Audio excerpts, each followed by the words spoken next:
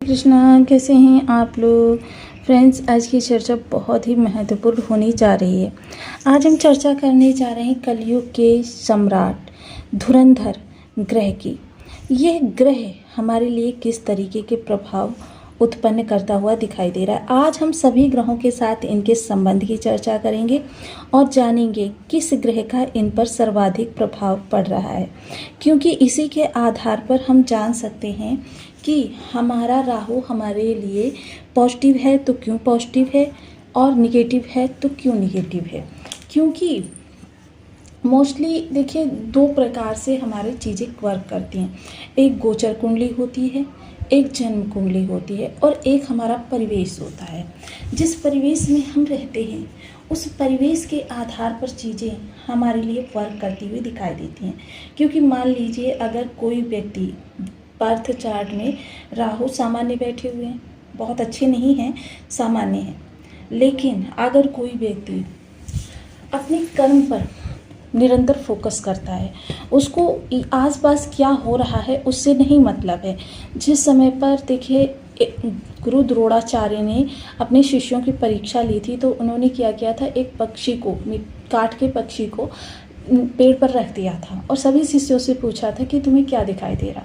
सभी शिष्यों ने कहा, मुझे पत्ती दिखाई दे रही है, मुझे पेड़ दिखाई दे रहा है, मुझे चिड़िया दिखाई दे रही है। लेकिन एकमात्र अर्जुन ऐसे थे जिन्होंने कहा, मुझे सिर्फ मछली की आँख के अतिरिक्त कुछ नहीं दिखाई दे रहा। अर्थात जिस चीज़ का मुझे भेदन करना है, मुझे सिर्फ वही दिखाई दे रही है।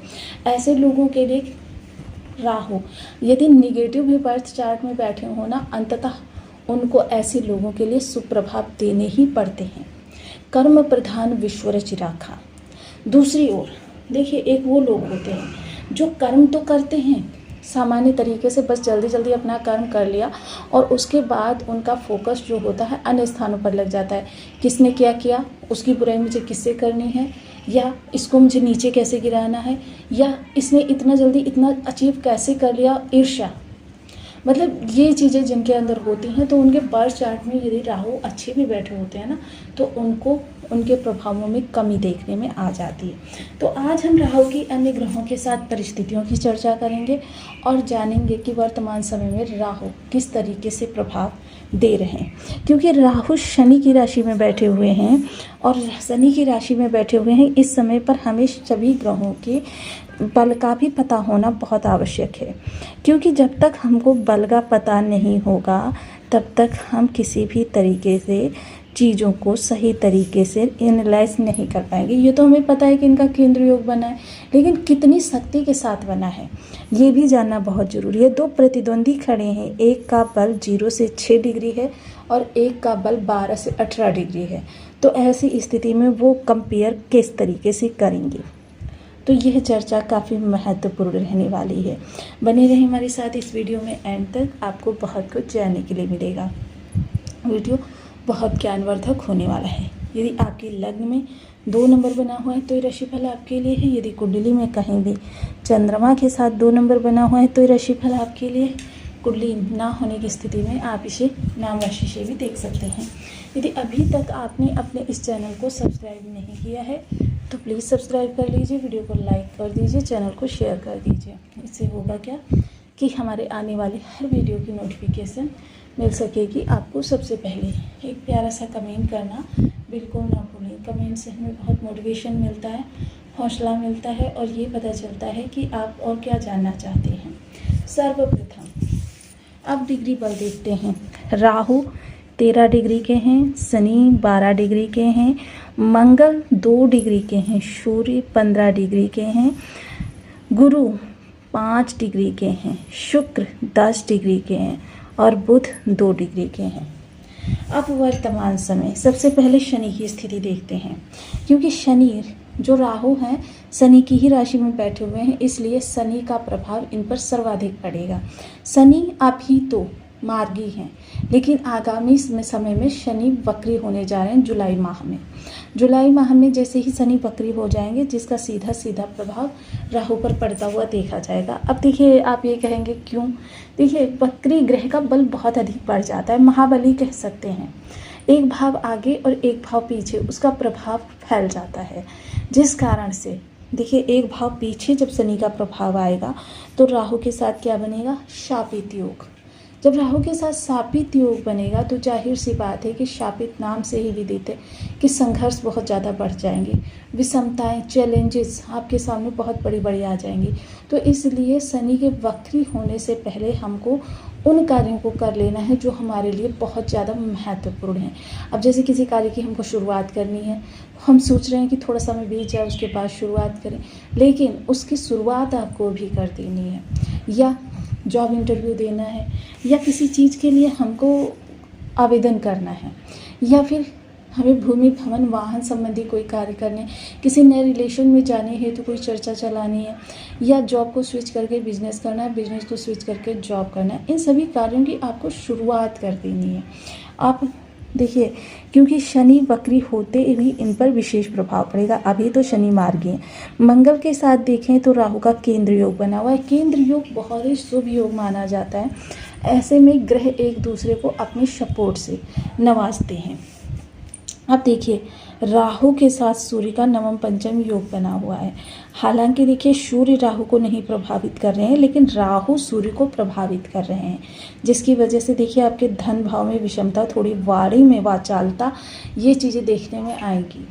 थोड़ा सा इन चीज़ों से आपको अलर्ट रहना चाहिए। इस समय पर मैं यही कह सकती हूँ कि इस समय किसी भी ऐसी जगह पर अगर बोल रहे हैं कि जहाँ पर छोटी चीज़ त्रुटि से बहुत बड़ी आपकी हानि हो सकती है, तो ऐसे स्थान पर पहले तोलो फिर बोलो वाली सिचुएशन पर आपको काम करना चाहिए।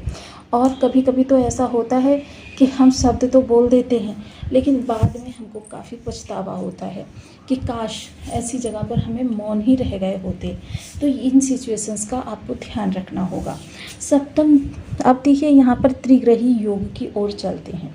देखिए गुरु षडाष्टक यानी कि राहु से छठे बैठे हुए हैं, और गुरु से 8वें बैठे हैं राहु। अब शुक्र भी बैठे हुए हैं। देखिए ना तो इनको बहुत ज़्यादा विषमता पड़ेगी राहु गुरु के षडाष्टक होने से, ना शुक्र के षडाष्टक होने से। इस समय इनको फर्क पड़ रहा है, यदि बहुत ज़्यादा फर्क पड़ रहा है तो बुध के षडाष्टक होने से, क्योंकि बुध और राहु का कार्य क्षेत्र एक ही है। मस्तिष्क से ही दोनों काम करते हैं, बुद्धि और विचार दोनों एक ही स्थान पर रहते हैं। अब इन्हीं दोनों में यदि तालमेल ना हो, अब देखिए यहाँ पर क्योंकि राहु तो सडन विचार दे देने का कार्य करते हैं, लेकिन उस पर तर्क वितर्क करना, उसको सही या गलत सिद्ध करना, ये बुध के प्रभाव में होता है। उसको इम्प्लीमेंट तक ले जाना, ये बुध के ही कार्य क्षेत्र में आता है। फाइनेंशियल स्थिति बुध ही देखते हैं आपकी, कि आपकी फाइनेंशियल कंडीशन, बैंकिंग स्टेटमेंट आपका किस तरीके से वर्क कर रहा है। अब इन सब चीज़ों के बारे में हमको जो भी चीज़ें दिखाई दे रही हैं वो काफ़ी महत्वपूर्ण हो जाती हैं। अब देखिए बुध इस समय पर यदि देखा जाए, क्योंकि राहु से बुध छठे हैं, तो इस समय आपके कर्म से जुड़े हुए कुछ आपके शत्रु उत्पन्न हो सकते हैं। ऐसे शत्रु उत्पन्न हो सकते हैं कि हो सकता है कि वो आपके आस्तीन के सांप हों, आपके बहुत ज़्यादा वेल विशर हों, या आपके बहुत ज़्यादा हितैषी रह चुके हों। किसी न किसी कारणवश आप में और उनमें द्वेष भाव देखने में आएगा, जो कि आपको बहुत ज़्यादा आहत करेगा और बहुत ज़्यादा विषमता उत्पन्न करेगा। इस समय पर आपको किसी के सामने बहुत ज़्यादा कह सकते हैं कि अपना शो ऑफ नहीं करना है, ना ही अपने धन का, ना ही अपने पद का, और ना ही अपने बल का, क्योंकि ये चीज़ें आपकी हर कार्य को निगेटिव स्थिति में ले जा सकती हैं। वहीं बुध से 8वें बैठे हैं राहु। राहु बुध के प्रत्येक मार्ग में, यानी बुध किसी रास्ते पर जा रहे हैं, राहु वहाँ पर भ्रम उत्पन्न करेंगे, बहुत ज़्यादा लाभ दिखाएंगे, बहुत ज़्यादा या तो लाभप्रद जो मार्ग होगा वहाँ पर हानि दिखा देंगे, और जो हानिप्रद मार्ग होगा वहाँ पर लाभ दिखा देंगे। अब इनको बुध क्योंकि षडाष्टक बैठे हुए हैं, बुध को समझने में थोड़ी सी डिफ़िकल्टीज होने वाली है। अब किन लोगों के लिए नहीं होगी? देखिए जो लोग इस समय क्या, जिन लोगों ने अपने कार्य पर फोकस करना सीख रखा है, इधर उधर की चीज़ों पर ध्यान नहीं देते हैं, सिर्फ अपने वर्क को किस तरीके से आगे बढ़ाया जा सके, अपने वर्क में किस तरीके से दक्षता को बढ़ाया जा सके, जब ये चीज़ें जो लोग करते रहते हैं उन लोगों के लिए बहुत अच्छा प्रभाव देंगे। और जो लोग देखिए, एक तो मलिनता, जितना ज़्यादा व्यक्ति मलिन रहता है राहु उतने ज़्यादा निगेटिव राहु एक्टिवेट होते रहते हैं, बलवान होते रहते हैं, क्योंकि राहु का निवास स्थान जो है वो गंदगी ही है। तो इन चीज़ों से थोड़ा सा आपको ध्यान रखना चाहिए, क्योंकि आपको राहु को बल नहीं देना है, आपको सकारात्मकता को बल देना है। क्योंकि राहु और गुरु दो ग्रह ऐसे होते हैं जो विस्तार देते हैं। राहु का विस्तार हजारों गुना है, गुरु का विस्तार आपके नीति नियम के द्वारा आपको पद पर पहुंचाना है, आसीन करना है। लेकिन गुरु का विस्तार जो होता है वो स्थायी होता है, और राहु का विस्तार कभी कभी क्षणिक होता है, क्योंकि उन्माद भी राहु ही देते हैं। ऐसी सिचुएशन जो होती है वह राहु द्वारा जनित होती है। देखिए, इसलिए दूसरों पर ध्यान देने की बजाय यदि हम स्वयं पर ध्यान देना चालू कर दें तो चीज़ें हमारे लिए और अच्छी हो सकती हैं। तो इन चीज़ों का ध्यान रखें, आपके लिए राहु बहुत अच्छा करेंगे।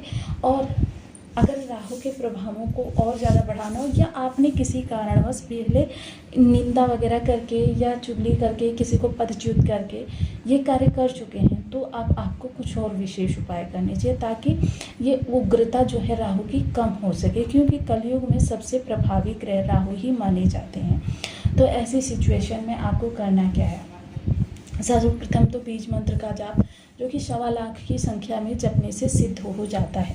ओम राम राहवे नमः। इस बीज मंत्र का आप 1 माला, 2 माला, 5 माला, 7 माला, 11 माला का जप नियमित अपनी शुद्धानुसार करना प्रारंभ करें।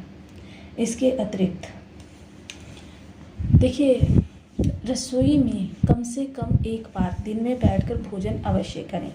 रसोई मंगल का स्थान होता है, और मंगल के स्थान पर जब आप भोजन करते हैं जिससे कि आपके राहु शांत होते हैं, आपको मछलियों को या फिर वर्ष में एक बार 10 अंधजनों को भोजन अवश्य कराना है। इससे भी आपके राहु सकारात्मक प्रभाव को इख्तियार करते हैं।